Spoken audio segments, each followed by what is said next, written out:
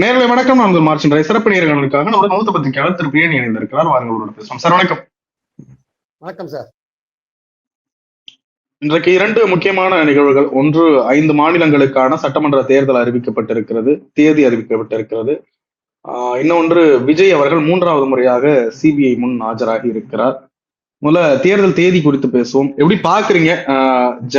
April 23ஆம் தேதி தமிழ்நாட்டில் வாக்குப்பதிவு, மே 4ஆம் தேதி வாக்கு எண்ணிக்கை. எப்படி பாக்குறீங்க இந்த தேர்தல் தேதி அறிவிப்பு? அதாவது 21ல அவங்க ஏப்ரல் 6ஆம் தேதி வச்சிருந்தாங்க வாக்குப்பதிவு. அப்புறம் மே 2 தான் வாக்கு எண்ணினாங்க. கிட்டத்தட்ட 26, 27 நாள் கழிச்சு தான் எண்ணினாங்க.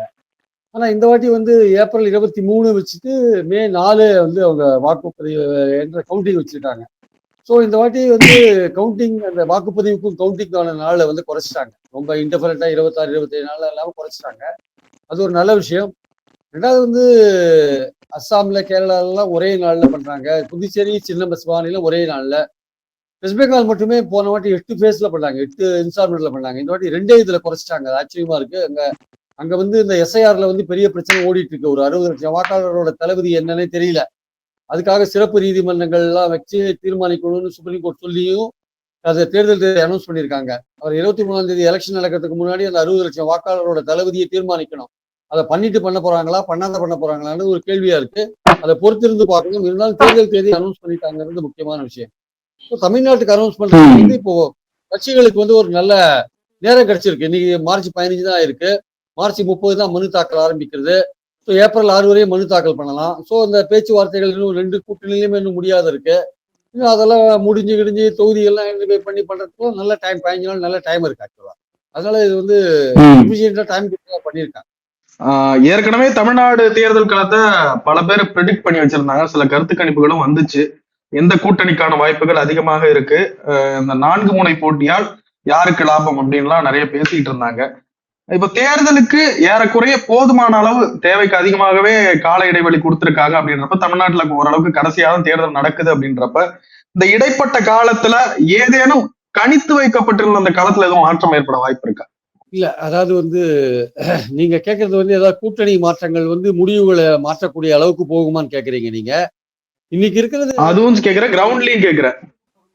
கிரவுண்ட் லெவல்ல இன்னைக்கு தேதி வரையும் ஒன்றும் பெரிய மாறுதல் இல்லை. திமுக கூட்டணிக்கு இன்னைக்கு தேதி வரையும் ஒரு எட்ஜ் இருக்கிறத நான் பாக்குறேன். இன்னைக்கு தேதி வரையும் ஒரு எட்ஜ் இருக்கு. காரணம், அவர்கள் இந்த எஸ்ஐஆர்ல மைக்ரோல வேலை செய்யறது மட்டும் இல்லாம அவங்க செய்திருக்கிற பல நலத்திட்டங்கள் காரணமாகவும், மெகா கூட்டணி காரணமாகவும் ஒரு எட்ஜி கூட இருக்காங்க. மற்ற 3 அணியில, குறிப்பா அதிமுக அணி அல்லது தாவேக்கா அணியோட ஒரு ஸ்டெப் மேலதான் இருக்காங்க. ஒரு 2 பேர் அடுத்ததாக வரக்கூடிய அதிமுக அல்லது தாவேக்கா அவங்களுக்கும் திமுகவுக்கு இன்னைக்கு தேதியில 5% வாக்கு வித்தியாசம் கண்டிப்பா இருக்கு. சந்தைகள் 5-8% வாக்கு வித்தியாசம் இருக்குன்னு சொல்றாங்க. என்னுடைய கருத்து குறைஞ்சது 5% வாக்கு வித்தியாசம் கண்டிப்பா இருக்கும். அது சில இடங்கள்ல தாவேக்காவா இருக்கும், சில இடத்துல அதிமுகவா இருக்கலாம் தமிழ்நாட்டுல. ஸோ அந்த மாதிரிதான் போயிட்டு இருக்கிறத நம்ம பாக்குறோம். நாம அப்ப இதுல ஏதாவது மேஜர் சேஞ்ச் வருமானா, மேஜர் சேஞ்ச் வந்தா அதிமுக கூட்டணியில வரதுக்கான வாய்ப்புகள் என்னன்னா, தாவேக்கா உள்ள வருமா இல்லையான்றதான் ஒரு முக்கியமான பிரச்சனை. அதுல தாவேக்கா உள்ள வருமா அப்படின்றது ஒரு முக்கியமான கேள்வி. இன்னைக்கு ஒரு சிபிஐ என்கொயரிக்கு கூப்பிட்டுருக்காங்க அவரை. ஏற்கனவே ஜனவரி 12, 13, ஜனவரி 19 இதெல்லாம் அவர் போயிட்டு வந்தாரு. இந்த கரூர் விஷயத்துக்காக விஜய இத்தனை நாள் கூப்பிடணுமான்ற ஒரு முக்கியமான விஷயம் அதுல இருக்கு. தொடர்ந்து 7 மணி நேரம் 8 மணி நேரம் அவர் கூப்பிட்டு விசாரிக்க வேண்டிய அளவுக்கு அதுல என்ன இருக்கு அப்படின்ற ஒரு விஷயம் இருக்கு. அவங்க எதுக்காக கூப்பிடுறாங்க, இதுக்கு பின்னாடி என்ன அரசியல் ஒளிஞ்சிருக்குன்றத நம்ம முக்கியமா பார்க்கணும். ஏன்னா என்ன பேச்சு இப்போ பொதுவா பேசப்படுறதுன்னா, எப்படியாவது நம்மளால காங்கிரஸ் திமுக கூட்டணியில் இருக்காது, அது தாவேக்கால போயிடும் அப்படின்னு நினைச்சிருந்தாங்க அதிமுக கூட்டணியில. கடைசியில காங்கிரஸ் தாவேக்கா கூட்டணி, திமுக கூட்டணியிலே இருக்கு.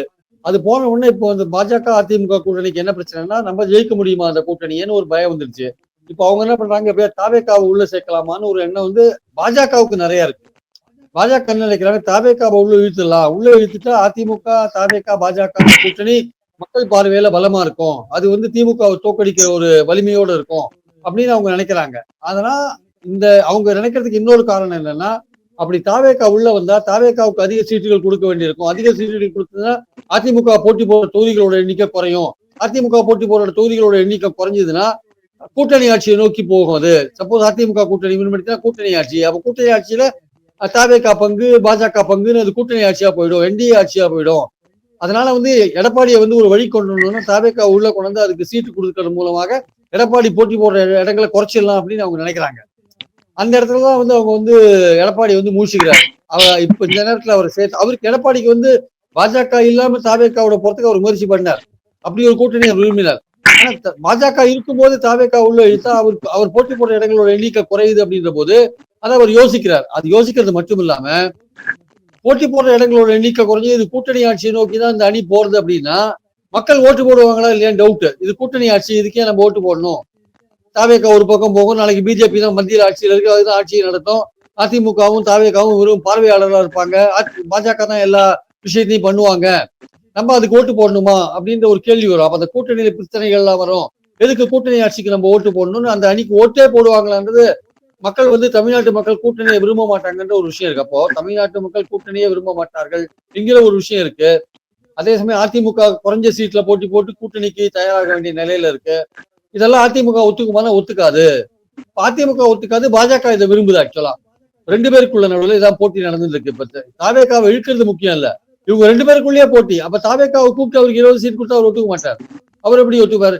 நான் வந்து திமுகவுக்கு போட்டியா வந்திருக்கேன், அதிமுகவுக்கு மாற்றா வந்திருக்கேன், நான் தான் திமுகவுக்கு போய் நேர் போட்டி போடுறேன், நான் தான் முதலமைச்சர் கேண்டிடேட், எங்களுக்கும் திமுகவுக்கு தான் போட்டின்னு சொல்றவரு அதிமுக கூட்டணியில போய் 20 சீட்டு 30 சீட்டுக்காக அங்க போய் நிப்பாரு அவரு. போனா எனக்கு 50 சீட் 60 சீட் வேணும், டெப்டி சீஃப் மினிஸ்டர் வேணும், இல்ல எனக்கு 2.5 வருஷம் முதல் சீஃப் மினிஸ்டர் வேணும்னு கேட்க மாட்டாரு அவரு. 2.5 வருஷம் சீஃப் மினிஸ்டர், 2 வருஷம் எடப்பாடி சீஃப் மினிஸ்டர் ஆட்சிக்கு அப்படின்னு தான் கேட்பாரு அவரு. இதெல்லாம் எப்படி எடப்பாடி ஒத்துப்பாரு? முதல் 2.5 வருஷம் நான் சீஃப் மினிஸ்டர், அடுத்த 2.5 வருஷம் எடப்பாடி சீஃப் மினிஸ்டர், இல்ல முதல் 2 வருஷம் எடப்பாடி சீஃப் மினிஸ்டர், அடுத்த 2 வருஷம் நான் சீஃப் மினிஸ்டர், அந்த அரேஞ்ச்மெண்ட் ஒத்துக்கோங்க, எனக்கு 50 சீட் கொடுங்க, இல்ல 60 சீட் கொடுங்கன்னு அப்படி கேட்பாரு. இந்த விஷயத்துக்கு எல்லாமே எடப்பாடி ஒத்துக்கிற மாதிரியா இல்ல.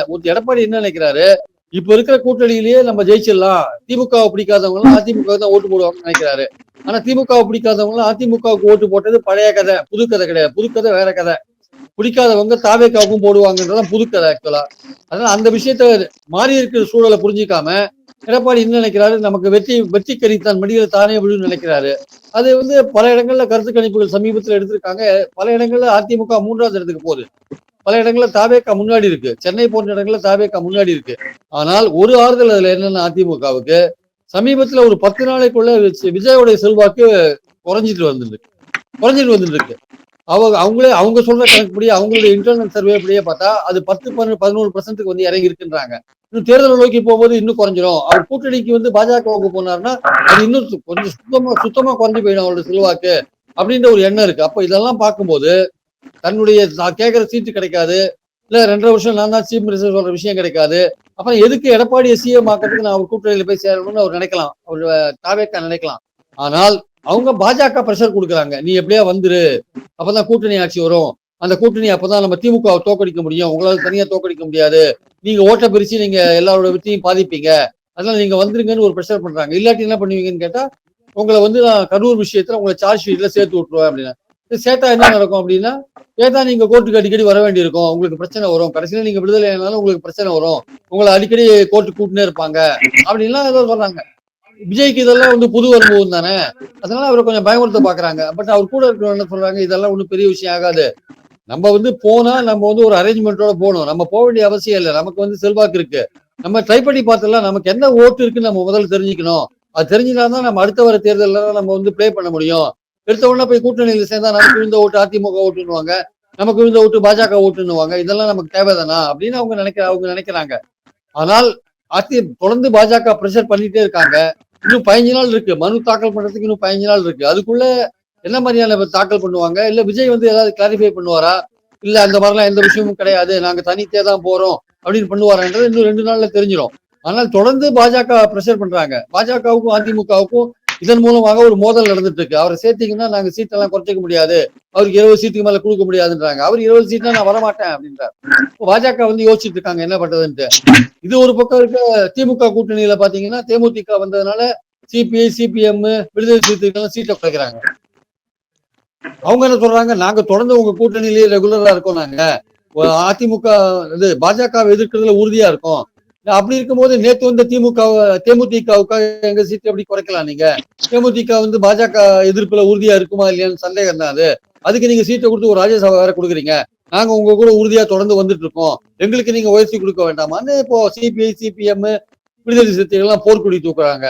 இந்த போர்க்கொடியை வந்து எப்படி வந்து ஸ்டாலின் சமாளிக்க போறாரு அப்படின்றத பார்க்கணும். நான் 170 இடத்துல போட்டி போடணும் உதவி சொல்லியிருந்த அவரும் எடப்பாடி என்ன சொல்றாரு, நான் 170 இடத்துல போட்டி போடணும், திமுக போட்டி போடுற இடத்துக்கு கொஞ்சம் கூட குறையாத நான் வந்து போட்டி போடணும், ரெட்டையில போட்டி போடணும்னு அவர் சொல்றாரு. ஆனா தாவேக்காவை சேர்த்தா அதுக்கான வாய்ப்பே கிடையாது. அதனால அங்க வந்து ஒரு சிக்கல் இருந்துன்னு தான் இருக்கு தாவேக்காவை சேர்க்கறதுல. ஆனால் இந்த வதந்தியை கிளப்பி விடுறது யாருன்னு பாத்தீங்கன்னா தாவேக்காவினரே கிளப்பி விடுறாங்க இந்த வதந்தியை. தாவேக்காவினரே நாங்க அவங்க ஏதோ பெரிய டிமாண்ட்ல இருக்கிற மாதிரியும், அவங்களை நோக்கி எல்லாரும் போற மாதிரியும், அவங்க வந்தாதான் வெற்றி வர முடியும் நினைக்கிற மாதிரியும் ஒரு விஷயத்தை அவங்களே கிளப்பி விடுறாங்க. கிளப்பி விட்டு அவங்களே வாய முடியும் கம்முன்னு இருக்காங்க.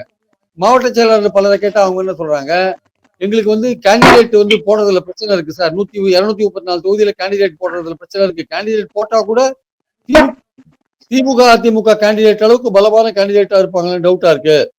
கீழ் லெவல்ல வந்து வேலை செய்யறதுக்கு ஆள் கிடையாது. அதனால வந்து எங்களுக்கு கொஞ்சம் கீழே இன்ஃப்ராஸ்ட்ரக்சர் சரியில்லாதனால எங்களுக்கு வந்து வெற்றியை குறித்த ஒரு சந்தேகம் இருக்கு. விஜய்க்கு செல்வாக்கு இருக்கலாம், முதல் தலைமுறை ஓட்டர்கள் அல்லது ஒரு 18ல இருந்து 30 வயசு இருக்கிற ஓட்டர்கள் கிட்டத்தட்ட 1,20,00,000 பேர் இருக்காங்க. இந்த 1,20,00,000 பேர்ல ஒரு ஒரு 50 லட்சம் பேர் விஜய்க்கு ஓட்டு போடுவதா அவங்க சொல்றாங்க. 50 லட்சம் பேர் ஓட்டு போட்டாலும் ஜெயிக்கிறதுக்கான வாய்ப்பே கிடையாது. குறைஞ்சபட்சம் ஒரு 1,50 கோடி ஓட்டு வாங்கினா தான் நீங்க ஆட்சிக்கே வர முடியும். 50 லட்சம் ஓட்டு போட்டாலும் ஜெயிக்கிறதுக்கு வாய்ப்பே கிடையாது.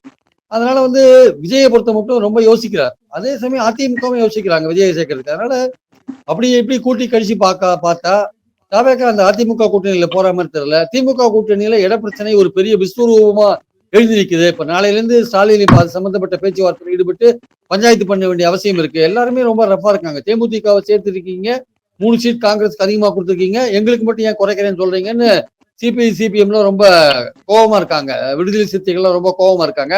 இந்த கோபத்தை எப்படி திமுக சமாளிக்கிறதுன்றதை நம்ம நாளையில இருந்து தான் பார்க்க முடியும். ஆக்சுவலா களத்துல எப்படிங்க சார் திமுகவுக்கு இது ஒரு உற்சாகத்தை இன்னும் கொடுத்து மீண்டும் அந்த கட்சி ஆட்சிக்கு வர்றதுக்கான வழிவகை தான் இருக்கா? களம் அப்படிதான் இருக்கா?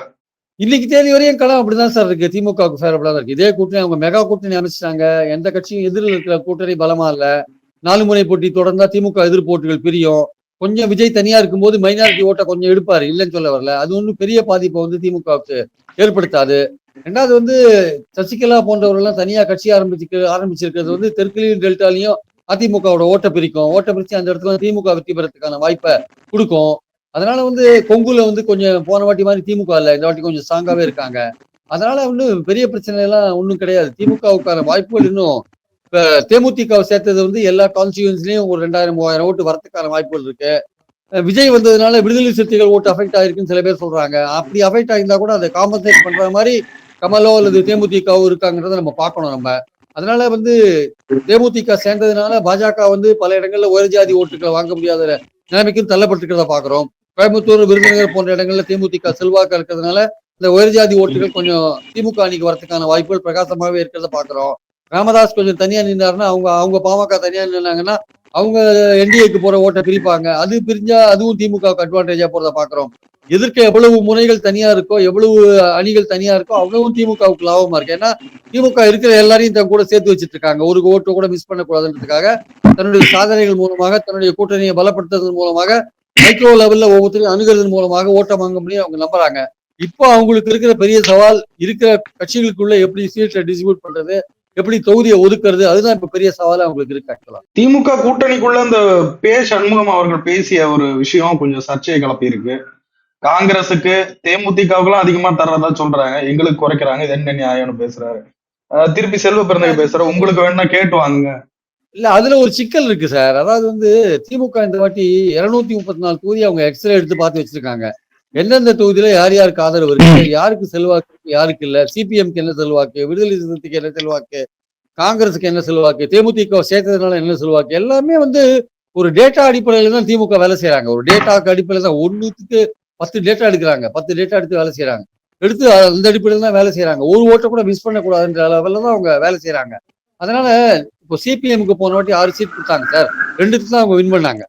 அப்ப 2த்துல வின் பண்ணா என்ன அர்த்தம்? இப்ப அவங்க என்ன சொல்றாங்க, நாங்க அதிகமான இடத்துல போட்டி போட்டு சட்டசபையில் அதிகமான இடத்துக்கு போனா நாங்க மக்கள் பிரச்சனைகள் எடுத்து வைப்போம். கரெக்ட், மக்கள் பிரச்சனைகள் எடுத்து வைப்பாங்க, மறுக்கலாம் இல்ல. ஆனால் நீங்க போன வாட்டி 6 கொடுத்து 2 தானே ஜெயிச்சிங்க. அப்ப இந்த வாட்டி 4 கொடுத்து கூட 2ல ஜெயிக்கலாம். நீங்க இந்த வாட்டி புது கட்சி வந்திருக்கு, நீங்க 4 கொடுத்து 2ல ஜெயிக்கலாம் இல்ல, 6 வாங்கிக்கோங்க, 6 வாங்கி 4ல ஜெயிக்கலாம் இல்ல. நீங்க 6 வாங்கி இந்த வாட்டி 4 ஜெயிக்கிறதுக்கு வாய்ப்பு இருக்குல்ல. அது வந்து அவங்க திமுக தான் சொல்றாங்க, இந்த வாட்டி வெற்றி பெறதுக்கான வாய்ப்புகள் கூடுதலா இருக்குங்க. 4 முனை போட்டியில நம்ம 1000 2000 ஓட்டுல வின் பண்றதுக்கான வாய்ப்பு இருக்கு, நம்ம அந்த அளவுக்கு அணியை கட்டமைச்சிருக்கோம், அதனால தைரியமா இருங்க அப்படின்னு சொல்லிட்டு அவங்க இப்ப மதிமுக பாருங்க, கடைசியில 6 சீட் போன வாட்டி கொடுத்து எல்லாமே உதவி இருந்தாங்க. இந்த வாட்டி 4 சீட் கொடுத்து 3 உதவி 1 தான் தனிச்சீர்கள் கொடுத்துருக்காங்க. அப்போ திமுக இதுல இருந்து மற்ற கட்சிகளுக்கு சொல்ற பாடம் என்னன்னா, நாங்க ஒரு நாங்க ஒரு திட்டம் போட்டு வச்சிருக்கோம், அந்த திட்டத்துக்குள்ளதான் உங்களுக்கு சீட் கொடுப்போம், மதிமுகவுக்கு நாங்க கொடுத்துருக்கோம், அதுல இருந்து நீங்க தெரிஞ்சுக்கலாம். உதயசூரியன் அதிகமான இடத்துல போட்டி போடணும், அதனால நீங்க சிபிஎம்க்கு எல்லாம் உதயசூரியன்ல போட்டி போட முடியாது, அதனால தொகுதி எண்ணிக்கை குறைக்க வேண்டிய கட்டாயத்துக்கு அவங்க தள்ளப்படுறாங்க. அவங்க உதயசூரியன்ல போட்டி போட ரெடியா இருந்தா அவங்களுக்கும் மதிமுக மாதிரி பண்ணுவாங்க.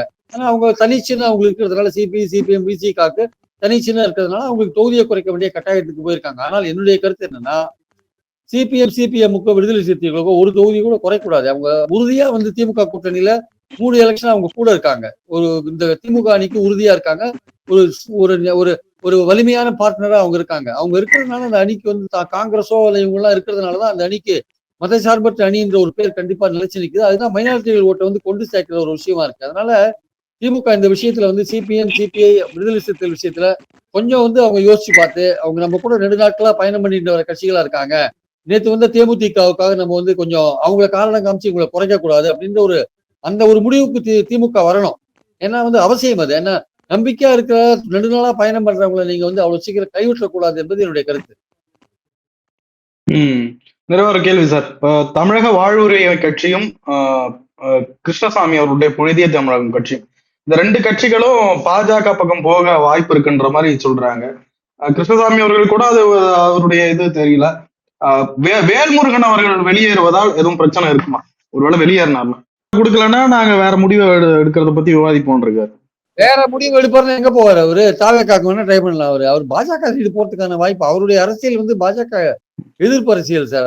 அவர் பாஜக போறதுக்கான வாய்ப்பு எல்லாம் ரொம்ப குறைவா இருக்கலாம். அவர் வேற ஏதாவது தாவேக்கா அணிக்கு கூட ட்ரை பண்ணுவார், இல்ல தனியா போட்டு பண்ருட்டியில தனியா கூட போட்டி போடுவார், சொல்ல முடியாது. தாவேக்காவும் பாஜக கூட போயிடுச்சுன்னா அது போறதுக்கான வாய்ப்புகள் இன்னும் இல்லை, அது இன்னும் 2-3 நாள் தெரியும். அது போறதுக்கான வாய்ப்புகள் ரொம்ப குறைவா தான் இருக்கு. ஏன்னா அதிமுக வந்து அதை வேண்டாம் இப்ப வேண்டான்றாங்க. அதிமுக தனியா அதுக்கு தாவேக்காவோட போறதுக்கான முயற்சி எடுத்தாங்க.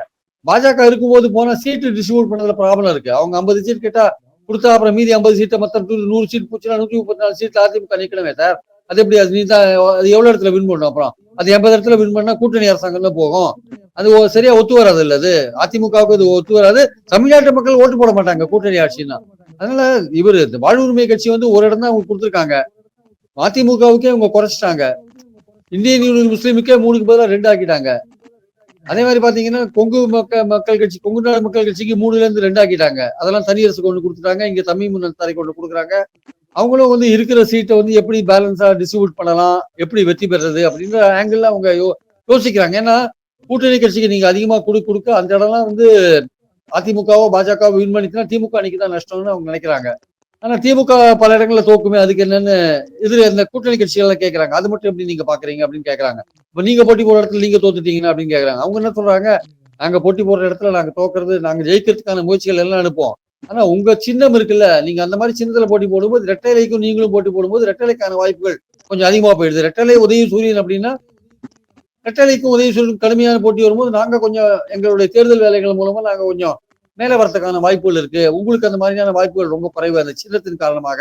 ஸோ சின்னம் வந்து ஒரு முக்கியமான பிளே பண்றதுனால நீங்க அந்த தனி சின்னத்துல போட்டி போடும்போது அதை லூஸ் பண்றதுக்கான வாய்ப்புகள் இருக்கு தொகுதியா. அதனால அப்படின்னு சொல்லிட்டு சமாதானம் சொல்றாங்க. ஆனா அந்த சமாதானம் எல்லாம் வந்து தமிழக வாழ்வுரிமை கட்சி ஏற்றுப்பாங்களா இல்லையான்னு தெரியல. அவர் கூப்பிட்டு அவங்க பேசினாங்களா இல்லையான்னு கூட எனக்கு தெரியல. அவங்க இதுவரையே வந்து அவங்க வந்து வாழ்வுரிமை கட்சியோட பேச்சுவார்த்தை நடத்தினாங்களா, இல்ல அந்த ஒரு வேல்முருகனுக்கு ஒண்ணு கொடுத்தா போறோம்னு நினைக்கிறாங்களா தெரியல. ஆனால் வந்து இந்த மாதிரி சின்ன சின்ன கட்சிகள் கடைசி நேரத்தில் பிரிஞ்சு போறதுக்கான வாய்ப்புகள் நிறைய இருக்கு. ஆனால் பிரிஞ்சு போயிட்டு நாளைக்கு ஏதோ ஒரு கூட்டணியில போயிட்டு தோத்தாங்க வச்சுக்கோங்க, அப்ப ஃபீல் பண்ணுவாங்க, ஐயோ அதோடய இருந்து நம்ம ஜெயிச்சிருக்கலாமே, எம்எல்ஏ ஆயிருக்கலாமே ஃபீல் பண்ணுவாங்க. சரி இந்த ஒரு சீட் அப்ப என்ன பண்றது, அப்ப 2 சீட் அது கொடுக்கணுமே. அவங்க கேட்கறதும் ஒரு நியாயம் இருக்கு, எனக்கு 2 சீட் கொடுங்கன்ட்டு. இவங்க இல்லைங்க ஒண்ணுதாங்க உங்களுக்கு போன வாட்டி கொடுத்த ஒண்ணுதாங்கன்னு இவங்க சொல்றாங்க. இவங்க ஒரு கணக்கை வச்சு அதை சொல்றாங்க. இது 2 பேருமே விட்டு கொடுத்து போகணும். எந்த இடத்துல விட்டு கொடுக்கறது திமுக கூட்டணிக்கு தலைமை தாங்கிற திமுக தான் தீர்மானிக்குது. இது அதிமுகலையும் அணியிலையும் இதேதான் பிரச்சனை, அங்கேயும் இதே பிரச்சனை ஓடின்னு தான் இருக்கு. அங்க இதெல்லாம் இந்த அடுத்த 10 நாள் பாருங்க, இன்னும் பல வான வேடிக்கைகள் 2 கூட்டணியிலுமே நடக்கும். ஒருத்தர் போற மாதிரி போயிட்டாருன்னு ஒரு அணி அந்த கட்சி போயிட்டுவாங்க, கடைசியில திரும்பி வந்தாலும் வருவாரு, இல்ல ஒரேடியா போனாலும் போயிடுவாரு. அப்படிலாம் நடக்கும். சில கட்சிகள் அது பிரிஞ்சு உடைந்தது அப்படின்னு கூட செய்தி வரும். ஆனா உடைந்த கட்சி மறுபடியும் வந்து திருப்பி வந்தாங்க அப்படின்ற செய்தி வரும். இதெல்லாம் இனிமே நடக்கிறதுக்கான வாய்ப்புகள் 2 கூட்டணியிலுமே இருக்குன்னு நான் பாக்குறேன். நிறைய விஷயங்களை பகிர்ந்து கொண்டே ரொம்ப நன்றி சார். தேங்க்யூ.